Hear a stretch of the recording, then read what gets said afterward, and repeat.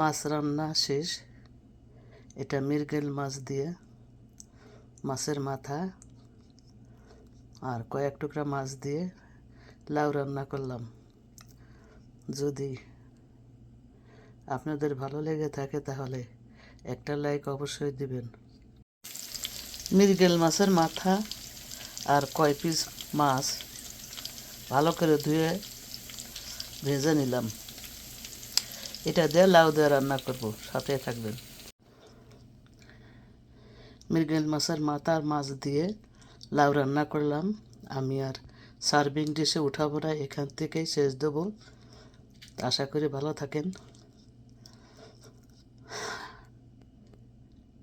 আমার রেসিপি ভালো লাগলে অবশ্যই লাইক দিয়ে কমেন্ট করবেন এবং শেয়ার করে দেবেন বন্ধুদের মাঝে।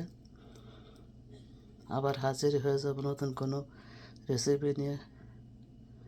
আসসালামু আলাইকুম, আল্লাহ হাফেজ।